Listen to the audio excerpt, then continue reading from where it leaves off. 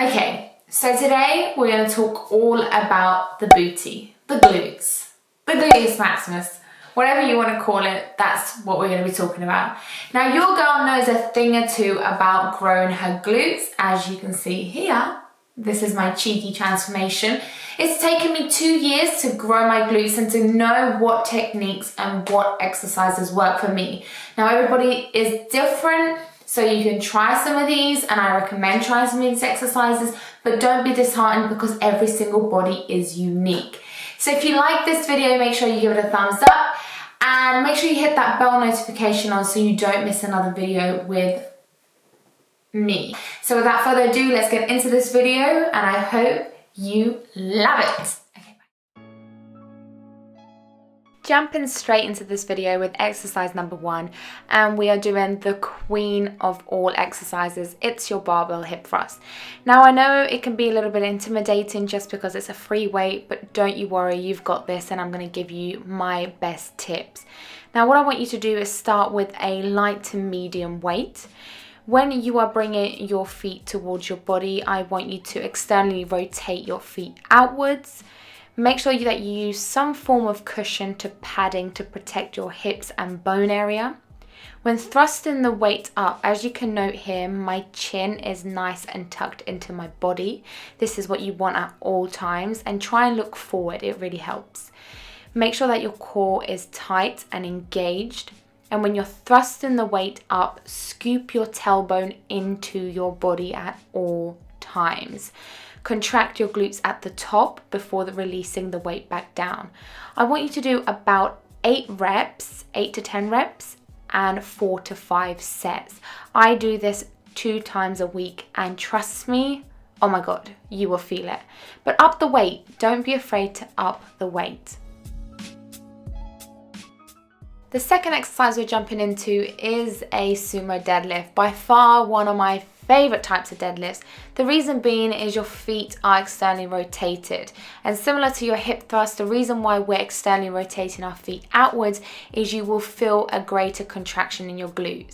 The way you hold onto the bar is completely down to preference. I like to have one hand overhand, the other pronated, and this is so much more comfortable for me, but you can honestly have both overhand.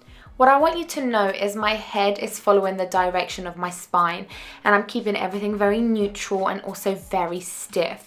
The reason being is I want to have all the pulling motion through my hamstring and my glutes and not my lower back.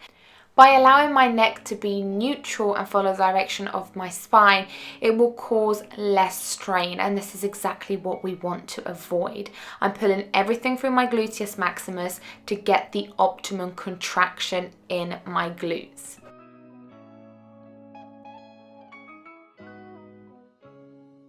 The third exercise we're jumping into is a stiff leg deadlift. Now, I've added a little bit of elevation. Now, this is optional, but for me, because I am a shorty, hey shorty, hey, and because your girl is a little bit more flexible than she used to be, she needs a little bit more of an elevation to reach a deeper depth and motion when it comes to a stiff leg deadlift. Now, as you can see here, I'm keeping my chest nice and high. Shoulders are retracted, my abs are tight, and knees are slightly bent. You want to avoid your knees being completely locked out. The reason being is you could cause a lot of strain in your lower back. So if you ever find yourself performing any type of deadlift and you're feeling it tremendously in your lower back, 2 things you can do. 1, lower the weight and practice on your form. And 2, avoid your knees from locking out. Trust me, this will make a significant difference to how you feel your deadlifts. The reason why I'm incorporating deadlifts is because they're stretches, and stretches are a phenomenal way to really target those hamstring and glutes.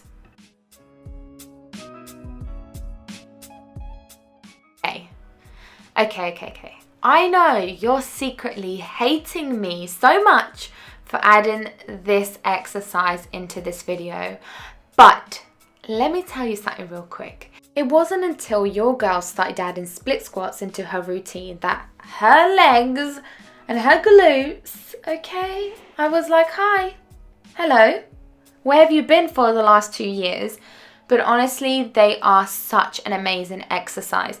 As you can see here, I'm using a barbell, and also note, I'm not locking my knees out completely. I'm keeping a constant tension. You want to push through your heel as well. Keep your back nice and straight, core tight. And you know what? You don't have to use a barbell. You can always use dumbbells. It's a great alternative for someone who doesn't have a lot of balance, and it's an amazing way to build up strength and core strength as well as balance. So there's always great alternatives that you can try. You don't have to go crazy like me and use a barbell.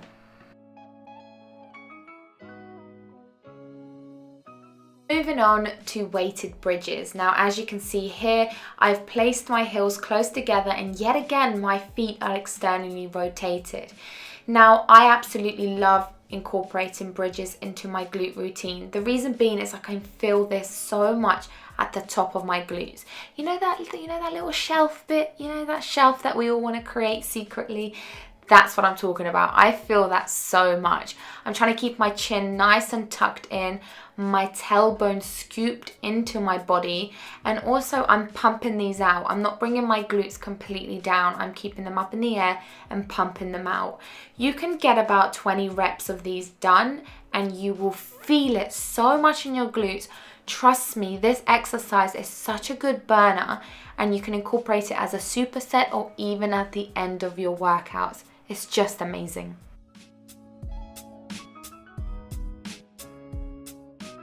You know, I have this love-hate relationship with walking lunges. The reason being is because honestly, I'm always contemplating whether I should be doing this workout when I'm performing a walking lunge. But it's just done wonders for my legs. Yes, you will feel it in your quads. Your quads are definitely active when you're doing any type of walking lunge, but you are also going to feel it in your glutes as well. You want to keep your core nice and tight and back straight. Push through your heel as well, and don't completely lock out your knee. Try and keep it a little bit soft. Now, this is a multi-purpose exercise. You know, you're working your quads, your hamstrings, your glutes, your core, your calves. And because you're walking, at the same time, it's an aerobic exercise. So it's a win-win for me.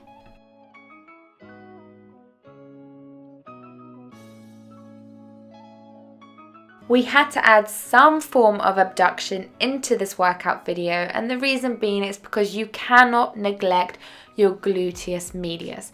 And the reason being is because it plays such a fundamental part in the growth, development, and also the overall shape of your glutes. I used to never really do abductions, and honestly, it was a big mistake. So now I definitely incorporate them into my routine. Now you can do machine abductions, or you can do an alternative exercise as I am doing here, which is a bent knee abduction. Oh my god, can I feel these so much. I know it's a bit awkward in the gym, so you can tie a jumper around you if that makes you feel a little bit more comfortable, but honestly, you abduct those legs. Who cares if the world is watching? You're so busy trying to grow and develop those glutes. I'm proud of you. So that is it, you guys. I hope you enjoyed this video. So that was it, guys. I hope you found any of the techniques, tips, tricks, exercises helpful. Utilize it on your next hamstring and booty day, and trust me, you will absolutely love them. Make sure that you're subscribed to this channel and following me on Instagram. Comment down below for any future videos you would like to see. I love you always and forever. Beyond grateful for you. Bye.